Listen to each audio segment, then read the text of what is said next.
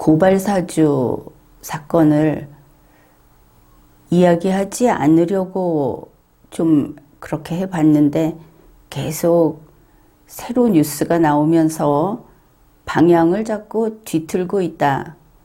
이런 느낌입니다. 그래서 우리는 또다시 좌표를 제대로 잡아서 방향을 바로 잡기로 합시다. 먼저 이 사건의 성격이 무엇인지, 그것이 제대로 파악이 안 된 그런 대중이 상당히 있을 겁니다. 이 사건은 그렇습니다. 검찰이 2020년 당시 야당인 미래통합당에게 어떤 사건을 다시 검찰에게 고발해라 하는 것을 시켰다 하는 그런 의혹입니다. 이것을 가지고 검찰이 야당에게 고발을 사주했다. 아니면 청부 고발을 했다. 고발하라고 시켰다. 이것은 변함이 없습니다. 그러면 이게 무슨 사건인가? 이게 왜 나쁜가? 여러분은 검찰이 이런 일을 하면 나쁘다. 이렇게 원론적으로 생각을 할 겁니다. 그렇죠.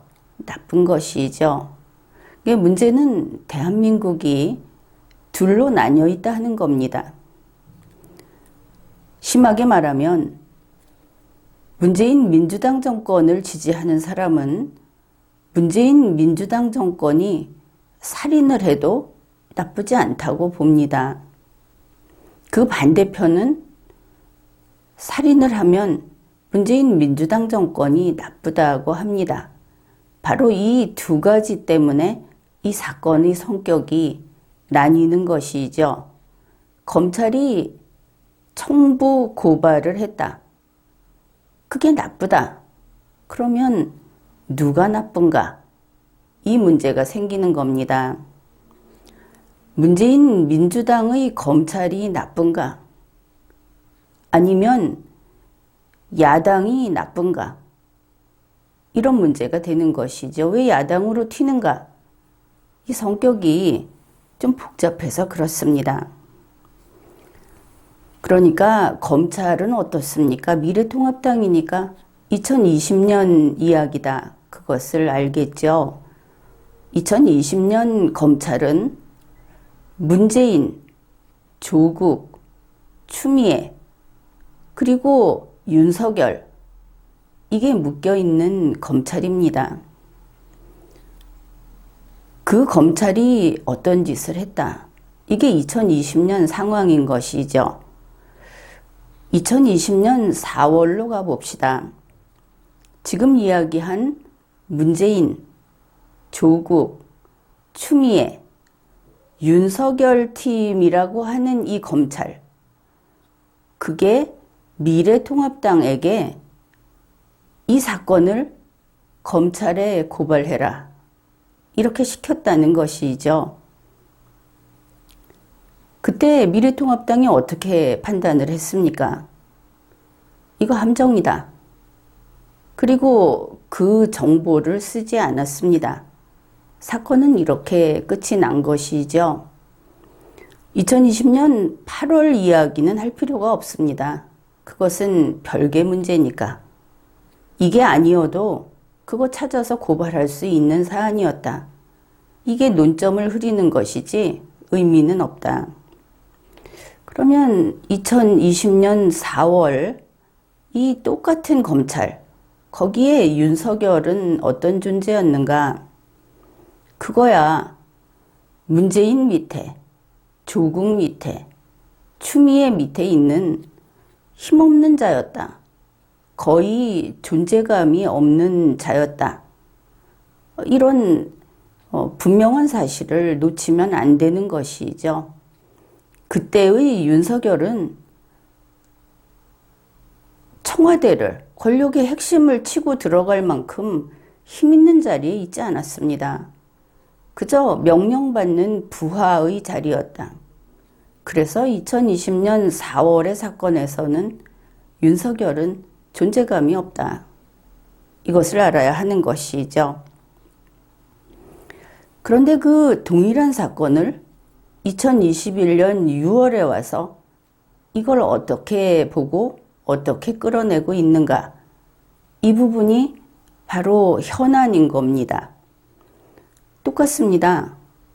검찰, 2020년의 검찰, 문재인, 조국, 추미애, 윤석열 팀으로 이루어져 있는 이 검찰이 그때 야당에 고발 사주를 했다. 그래서 최강욱을 고발하고 그리고 언론사 기자들을 고발하라고 했다. 이렇게 되는 겁니다. 미래통합당을 이용해서. 2021년 6월에는 뭐라고 하는가 하면 이러한 검찰에서 지금 봐라. 윤석열은 대선 후보자다. 그래서 윤석열은 강력한 힘을 가진 자였고 그리고 문재인 정권을 청와대를 공격하고 덤벼들 수 있는 그런 자다. 그런 자가 미래통합당을 이용해서 고발 사주를 했다. 똑같은 사건을 2021년 6월에 와서 다르게 해석을 했다는 것을 알 수 있죠. 바로 이러한 것을 토대로 이런 구조를 가지고 최강욱 고발 사건하고 관련해서 판결문 유출, 그 다음에 언론사의 기자들 고발을 했다 하는 것을 가지고 검언 유착, 2020년 4월에도 검언 유착 이야기는 있었습니다. 다만 성격이 다르죠. 그리고 현재 이것을 가장 먼저 주장하고 나선 것은 뜻밖에도 야당 쪽이다 하는 겁니다. 야당 쪽에서 먼저 들고 나와서 여기까지 키워 놓은 것이죠. 그러면은 같은 사건을 시점이 다르니까 다르게 이용하려고 했구나. 일단 그렇게 볼 수 있겠죠. 대선 경선 전국에서 국민의힘에서 여기에 대해서 어떻게 이야기했는가. 지금 이 2021년 6월에 이 사건은 윤석열 후보를 공격하는 그런 사건으로 되어 있습니다. 지난해에는 주목도 받지 못했던 그런 것이. 그러니까 윤석열 후보와 경쟁 관계에 있는 후보들, 유승민, 하태경, 홍준표, 장성민, 원희룡, 박진, 최재형 거의 다가 고발사주 이거는 안 된다. 말로는 법을 위반하고 이런 것은 안 된다 하고 비판하고 나섰지만 실은 윤석열을 이번 기회에 한번 치고 싶다. 그래서 여기에 다 가담을 했습니다. 누가 이것을 시작했을까? 그리고 이것을 누가 좋아할까? 가장 좋아할 것은 문재인 민주당 정권이고, 그리고 누가 이것을 시작했을까? 그것은 야당 내에서 시작했을 것이다.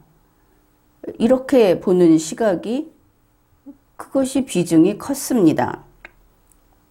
그리고 지금 현재는 어떤가 하면은 유승민 후보, 그리고 보다 적극적으로 여기에 아직 매달려 있는 것이 홍준표 후보다. 이런 상황입니다. 이러면은 고발사주 사건의 성격을 대략 파악을 할 수 있을 겁니다. 그래서 이것이 국민의힘 내부의 어떤 세력이 이것을 시작을 했는가, 그렇게 보고 있는데, 왜냐하면 국민의힘 경선 국면에 이 사건이 터져 나왔기 때문에 그랬는데, 이제 그게 성격이 확 바뀌어버렸죠. 바로 문재인 민주당 정권이 여기에 등판을 했다. 고발사주 사건은 이제 시즌2로 더 확대되고 더 전면적으로 바뀌었다. 이것을 알 수 있습니다. 물론 문재인 민주당 정권이 나중에 등판했다 이렇게 말을 했는데 그것은 우리가 감안해야 할 것이 겉으로 드러난 것이 나중이다 하는 것이지 어쩌면 최초에 출발할 때부터 국민의힘 내부에서 했을 것이다 하는 그 세력과 같이 했을 수도 있고 그보다 먼저 시작했을 수도 있고 따라서 훨씬 전부터 문재인 민주당 정권은 이 사건을 만지작거리고 있었다. 아니면 시동을 걸었다. 이 모든 것이 다 가능합니다. 이것을 잊으면 안 되겠습니다. 이제 우리가 그 성격이 무엇인가를 보았고 또 지금 그 복잡하게 퍼져 있는 하루는 이렇다고 했다가 다음 날은 그게 아니라고 했다가 하는 이런 그 정보의 홍수 속에 있죠. 거기에서 방향을 잃지 않으려면 일단은 중심축을 잘 잡고 있어야 할 겁니다. 그래서 그 정보의 흔적을 어느 쪽으로 흘러가고 있는가 이것을 추적을 해봅시다. 현재 모든 정보가 누구에 연결이 되어 있습니까? 조성은이라는 갑자기 등장한 한 인물, 이렇게 원이 있다면 원의 중심, 원점에 이 조성은이라는 인물이 서 있고 그와 관련해서 이쪽에 정보가 있다. 이쪽에 정보가 있다. 이제 이런 식으로 설명을 하고 있죠. 그런 식으로 정보가 제시되고 있습니다. 그러면 조성은 씨가 누구인가? 그는 뉴스버스 기자에게 자기네 휴대폰으로 텔레그램을 보여준 조성은이다. 박지원 국정원장을 찾아가서 만난 조성은이다. 대검찰청을 자기가 연락해서 자기가 쳐들어가듯이 들어가서 자료를 제출하고 온 조성은이다. 또 공수처에다 빨리 수사를 해달라 하면서 가지고 있던 자료를 다 제출한 그런 조성은이다.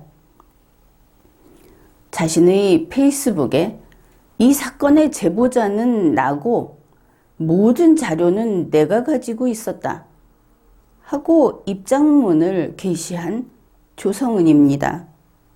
그뿐이 아닙니다. 수많은 언론 방송에 자기가 나가서 이것을 알리겠다 하고 진술하고 돌아다니고 심지어 CBS에 나가서는 뭐든지 다 말하겠다 하고 60분 동안 유튜브에 가서 무슨 질문이든 답을 하겠다 하고 나간 조성은입니다. 그는 어느 기자든 자기에게 전화를 하면 일단 한 30분은 충분히 답을 해준다. 이렇게 방송에서 밝히고 있습니다. 그래서 이 사람이 이번 사건의 그 원의 중심에 서 있는 것으로 그렇게 자리를 잡았죠. 그러나 여기에 맹점이 있는 겁니다. 착시 효과를 일으킨다 하는 것이죠. 그래서 우리는 이 정보의 흔적을 처음부터 다시 곁길로 빠지지 말고 다시 추적을 해보기로 합시다. 이번 사건을 따라가면서 여러분이 기억해야 할 것이 있습니다. 그것은 이 뉴스, 이 사건에 등장하는 모든 선수들, 플레이어들, 그들이 다 거짓말을 하고 있다 하는 점입니다. 모두 다 때때로 거짓말을 하고 있고 모두 다 자기의 상대방과의 관계까지도 바꿔가면서 선후를 바꿔가면서 거짓말을 하고 있다. 이런 겁니다. 움직이지 않는 것은 중력 법칙밖에 없다. 이 생각을 해둬야 합니다. 그러면 올해 처음 이 사건의 출발이라고 알려진 이것조차도 사실이 아닐 수 있습니다. 그러나 뉴스 보도된 것으로 봤을 때 이게 출발이다 한 거기부터 짚어보기로 하죠. 뉴스버스는 2021년 6월 말쯤에 조성은 씨하고 같이 이 정보를 접했다고 합니다. 그리고 자료를 찾고 추적 보도를 하고 해서 2021년 9월 2일에 최초 보도를 내놓습니다. 이것이 공개적으로 나온 최초 보도인 것은 맞습니다. 그러면 2021년 6월 말에 등장하는 인물이 조성은 씨와 전혁수 씨입니다. 그런데 이 두 사람이 CBS 방송에 나와서 각각 인터뷰한 내용은 서로 간의 관계라든지 서로 간의 일의 진행을 정반대로 이야기하는 부분이 있습니다. 그래서 우리가 먼저 경우의 수를 나눠보기로 하죠. 전혁수 기자가 먼저 조성은 씨에게 접근했다. 취재원으로서 접근했다. 이 경우. 그렇다면 뉴스버스 측에는 최초 제보자가 조성은 씨가 아니고 또 있다. 그것을 알 수 있겠죠. 배후 세력이 이들을 움직였다. 이것도 가능합니다. 그 다음에 조성은 씨가 뉴스버스의 전혁수 기자를 이용해서 이것이 흘러나오는 역할을 하기만 하려고 했다. 나중에 본 게임에 쓰려고 하지는 않았다. 본인이 그렇게 이야기했으니까. 그래서 조성은 씨가 전혁수 기자를 먼저 불러냈다. 이렇게 본다면 조성은 씨가 그런 일을 하도록 지시를 내린 배후 세력이 따로 있다. 이렇게 볼 수 있겠죠. 이 두 가지 경우의 수를 살펴봤습니다. 이렇게 2021년 6월 말에 시작을 했는데 조성은 씨와 전혁수 씨가 일주일에 몇 번씩 만나는 사이였다고 조성은 씨가 이야기를 했습니다. 참고로 이것은 사실이 아닐 수 있습니다 하는 것을 매번 붙인다. 이것은 여러분의 몫입니다. 이제 이렇게 계속되다가 8월 3일 뉴스버스의 발행인인 이진동 기자가 조성은 씨, 전혁수 기자 이렇게 3인이 만나서 식사를 했다고 합니다. 이때가 이진동 기자는 처음이자 마지막이었다. 조성은 씨와 이렇게 밝히고 있습니다. 그러면은 2021년 6월 말부터 8월 3일까지 이런 뉴스버스와의 정보 공유라든지 이런 것이 이어졌구나. 그것을 알 수 있죠. 여기에서 우리가 유의할 내용이 있습니다. 조성은 씨가 밝힌 내용입니다. 그가 이렇게 말을 했습니다. 뉴스버스는 최초 보도 당시, 그러니까 9월 2일, 그때 고발장, 그리고 관련 자료 등을 갖고 있지 않았다. 실제로 뉴스버스 보도를 보면 9월 2일 보도에 고발장 이미지가 나오지 않았습니다. 고발장 이미지는 9월 6일, 그리고 9월 8일에 올라옵니다. 그 다음에 조성은 씨가 또 이렇게 말을 합니다. 이미지 파일 140여 건이 담긴 자료는 뉴스버스에게 주지 않았고 다른 어떤 언론사에게도 주지 않았다. 그 다음에 또 이런 말도 했습니다. 뉴스버스가 9월 4일 이후에도 자료를 더 달라고 해서 귀찮았다. 왜냐하면 뉴스버스에서 고발장 파일을 그 이미지를 올린 게 9월 6일이기 때문에 9월 4일 현재도 목말라 있는 상태다. 그것을 알 수 있죠. 뉴스버스는 9월 2일 단독 보도, 최초 보도를 할 때 고발장 이미지가 없었습니다. 그러면 중요 자료를 일체 주지 않았는데 어째서 보도를 했는가? 첫째는 뉴스버스의 취재력이 뛰어났다 이렇게 볼 수도 있겠죠. 그런데 취재란 누군가로부터 가져오는 것이지 창작은 아니지 않습니까? 뉴스버스의 이진동 발행인이 9월 3일에 다른 언론과 인터뷰를 했을 때 이런 말을 했습니다. 우리 회사 소속 기자가 취재를 하는 과정에서 취재원에게 획득한 그 정보에다가 그거를 사실 확인을 하면서 계속 취재를 하고 증거 자료를 수집을 했다. 그래서 우리는 우리가 보도한 내용을 증명할 취재 자료가 다 있다. 중요한 것은 고발장이라든지 이미지는 그때까지는 없었다고 했는데 혹시 가지고 있으면서 보도하지 않았는가? 이것은 알 수 없는 일입니다. 왜냐하면 조성은 씨가 안 줬으니까 다른 데서 받았더라도 쓰지 않을 수도 있는 것인가? 그런데 언론사가 그럴 수 있겠는가? 그 부분은 또 별개라고 하겠습니다. 따라서 이진동 발행인의 말을 보건대 뉴스버스에는 취재원이 조성은 씨 외에 더 있었다. 하다못해 사실 확인을 위해서 자기들이 취재하는 과정이 있었다고 하기 때문에 이것은 사실일 수밖에 없겠죠. 바로 이런 면에서 조성은 씨의 예측이 빗나간 겁니다.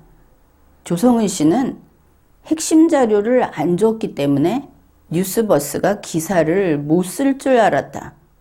이렇게 이야기를 한 것이죠. 그러면 뉴스버스의 그 또 다른 취재원, 앞에서 우리는 최초의 배후 세력이 있을 수도 있다고 했습니다. 그것도 가능하고 또 다른 취재원이 그 이외의 누구일 수도 있고 그렇습니다. 그래서 그게 누구일까? 또 경우의 수를 나눠보기로 하죠. 가장 먼저 떠올릴 수 있는 것은 김웅 의원입니다. 김웅 의원과 종종 접촉을 하고 있었고 그리고 잘 알고 있는 것으로 김웅 의원은 이 뉴스버스의 전신인 뉴스플로우든가 거기 때부터 이미 친분이 있고 전혁수 기자와도 알고 지내던 사이고 그렇기 때문에 김웅 의원을 먼저 생각을 해보고 이런 경우라면 거기에 유승민 후보, 유승민 캠프가 연결될 수도 있고 홍준표 후보, 홍준표 캠프가 연결될 수도 있다. 이렇게 볼 수 있습니다. 뉴스버스의 또 다른 취재원이 가령 손준성 검사 측이라면 어떨까? 그렇다면 그 뒤에는 문재인 민주당 정부가 있을 수 있고 민주당 등 여권 이쪽이 이어져 있을 수 있다. 이것을 알 수 있죠. 아무튼 여기까지 뉴스버스가 조성은 씨와 함께 작업을 해서 9월 2일 조성은 씨의 기대를 뛰어넘은 빠른 최초 보도를 하기까지 이것을 보건대 2021년 6월 말에 뉴스버스에는 배후 세력이 있을 수 있다. 그 다음에 2021년 6월 말에 조성은 씨에게는 배후 세력이 있을 수 있다. 이 두 가지는 배제할 수 없게 되었습니다. 가능성이 여전히 있기 때문에. 조성은 씨에 대해서 어째서 배후 세력 이야기를 하는가 하면은 본인이 밝혔듯이 뉴스버스의 거의 끝까지 핵심 자료를 건네주지 않았습니다. 그것을 수사기관에 자기가 몽땅 넘겨주기 전까지 그 어떤 언론사에도 주지 않았습니다. 이렇게 거의 완벽하게 컨트롤을 했다. 근래 우리가 조성은 씨의 수많은 발언, 자기의 글, 이런 것을 보았을 때 조성은 씨 혼자의 힘으로 이렇게 철저하게 컨트롤을 하는 게 가능할 것인가? 상당히 믿음이 약합니다. 그런 면에서 배우 세력이 이 부분만큼은 확실히 장악하고 있지 않았을까? 이런 판단을 하는 것입니다. 그 다음에 박지원 국정원장이 등장을 했고, 또 박지원 국정원장 하면은 그 뒤에 문재인 민주당 정부나 또 민주당 이런 것들이 연결될 수 있다. 그렇게 생각을 할 수 있습니다. 2021년 8월 3일 뉴스버스의 이진동 발행인과 조성은 씨가 식사를 했다. 그리고 8월 11일 박지원 국정원장과 조성은 씨가 식사를 했다. 이거 다 보도된 내용입니다. 그와 관련해서 그 뒤에 계속 나오는 소식은 날짜가 지금 이렇지 않습니까? 8월 3일, 8월 11일. 그런데 8월 10일 박지원 국정원장을 만나기 전날부터 해서 주요 자료가 여기에 포함이 됐고 캡처하고 다운로드 하는 것을 아주 다량을 그 시기에 했다 하는 겁니다. 여기에 대해서 조성은 씨는 이렇게 설명을 하고 있습니다. 자기는 뉴스버스가 고발사주 의혹을 보도하기를 원치 않았다. 그것은 맞는 것 같죠. 9월 2일까지도 핵심 자료를 건네주지 않았으니까, 공소장을 안 줬다고 하니까. 그러면 8월 10일에는 어째서 그렇게 다량을 그때부터 받았는가? 8월 10일은 이진동 발행인을 만난 후이기도 하고 박지원 국정원장을 만나기 직전이기도 하고, 물론 국민의힘에서 이준석 대표가 윤석열 저거 곧 정리된다고 한 바로 같은 날이기도 하고 이렇습니다. 그러면서 그때 한 이야기가, 만일 뉴스버스 측에서 일방적인 보도가 나올 경우에 증거를 방어용으로 확보하기 위해서 이렇게 자료를 다 받았다. 그렇게 말을 했습니다. 그것이 중앙일보 9월 14일 보도 내용입니다. 어떻든 이것을 보건대 만일 이 말들이 사실이라면 아마도 8월 10일부터 주요 자료를 다운로드 받고 그 작업이 끝나면서 텔레그램 방을 폭파하지 않았을까. 바로 이와 같은 이유 때문에 혹시 그 자료가 넘어갈까봐 뭐 이런 추측도 해볼 수 있는 것이죠. 조성은 씨는 박지원 국정원장에게 이 자료를 주지 않았다고 주장을 합니다. 자료를 안 준 것과 관계없이 이렇게 보았을 때 2021년 6월 말 조성은 씨가 이런 작업을 하게 된 배후 세력이 박지원 씨일 가능성은 생겨버린 것이죠. 그 다음에 조성은 씨의 말은 사실이 아닐 수 있기 때문에 8월 11일 박지원 국정원장에게 이 자료를 줬을 수도 있고 그 뒤에 받은 것들을 다 주었을 수도 있고 이런 부분도 여전히 남아 있습니다. 그 다음에 이제 수사기관과의 관계를 봅시다. 조성은 씨는 9월 3일 대검 한동수 감찰부장에게 쳐들어가다시피 했다고 이야기를 했습니다. 그때 낸 자료, 그게 대검에 준 자료가 USB, 그리고 2020년 총선 때 미래통합당이 쓰던 휴대폰, 그리고 2021년부터 현재까지 2021년 현재까지, 그러면은 이게 또 총선 때께 연결돼 있을 수 있죠. 그런 휴대폰 3개 이렇게 제출을 했다고 합니다. 휴대폰이 몇 개인지 하는 것은 그 방송에 나와서 보여줄 때는 분명히 그 이미징하고 보여준 거다 하면서 3개를 따로 보여줬고 그리고 미래통합당 총선 때 쓰던 것들이 다 넘어갔다. 이것은 분명한 듯 합니다. 중앙일보 9월 14일자 뉴스에는 이런 내용이 있습니다. 조성은 씨의 말입니다. 이미지 파일 140여 건이 담긴 자료는 대검찰청과 공수처 등 수사기관에만 제출했다. 수사기관에만 줬다는 겁니다.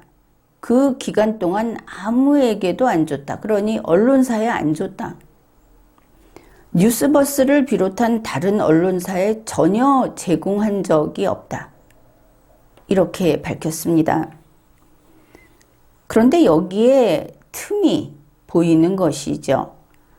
2021년 9월 2일 뉴스버스에 단독 보도가 나오고 9월 3일 대검에 자료를 몽땅 갖다 주고 그리고 9월 5일 한겨레 신문이 고발장 전문과 증거자료로 첨부된 페이스북 게시글 갈무리 87건, 지현진 씨 실명 판결문 3건, 이런 이미지 자료를 입수했다 하고 밝혔고 다음 날인 9월 6일부터 이런 이미지 파일을 첨부해서 집중 보도하기 시작했습니다.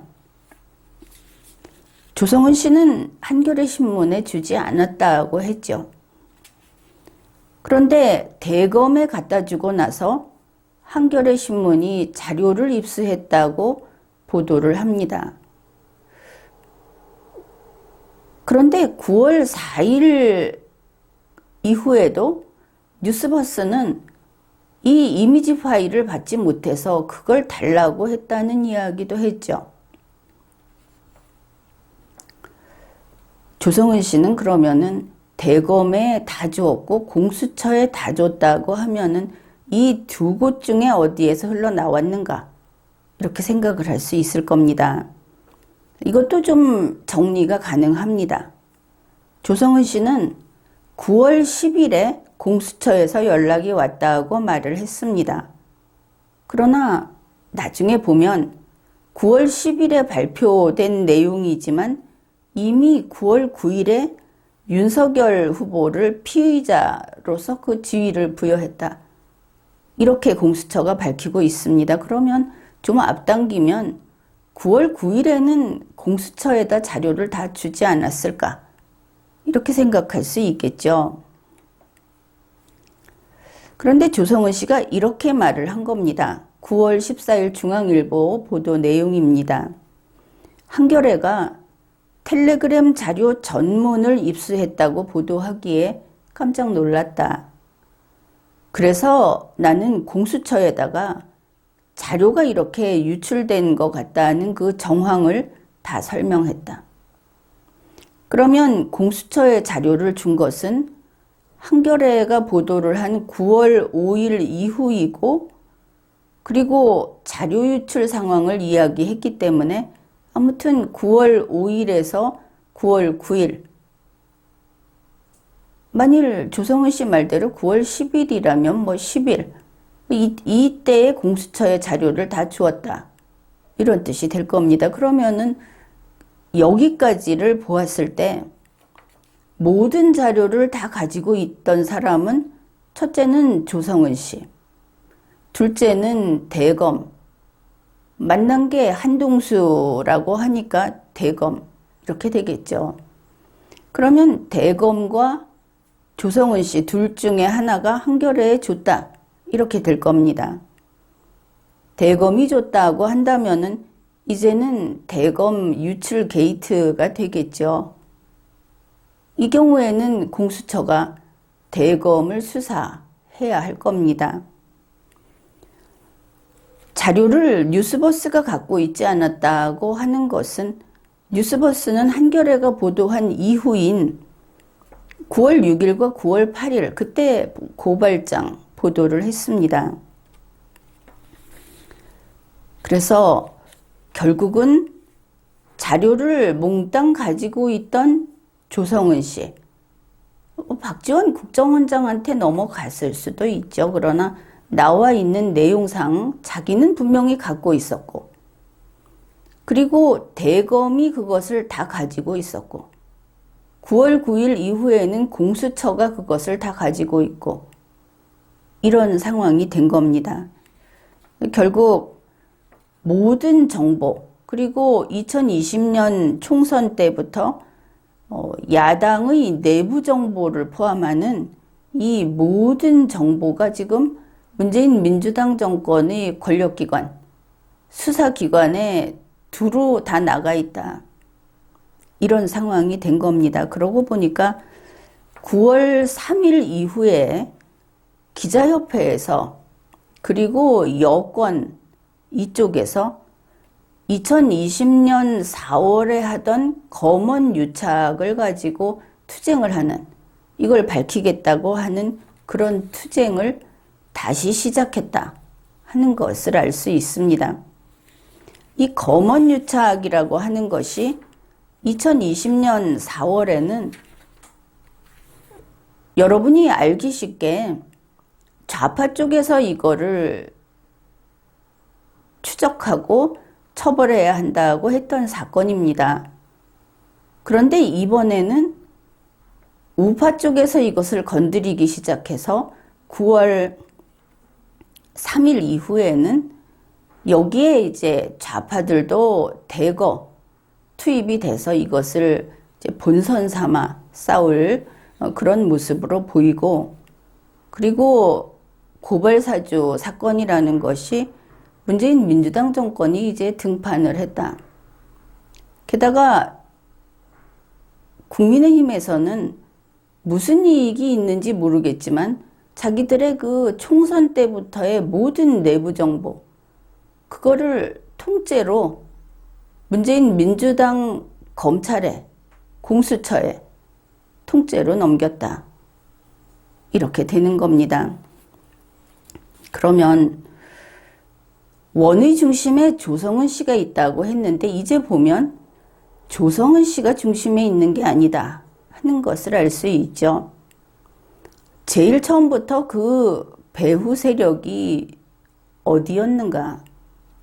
보다 큰, 그리고 보다 전면적으로 이것을 컨트롤하는 세력이 문재인 민주당 정권이었는가? 거기에 국민의힘 쪽에 있는 자기들의 그 작은 이익을 위해서 당을 갖다 바친 이런 사람들이 합류했던 것인가? 이제 이 문제를 밝히는 일만 남았다. 이렇게 보면 되겠습니다. 지금까지 리걸마인드 연구소였습니다.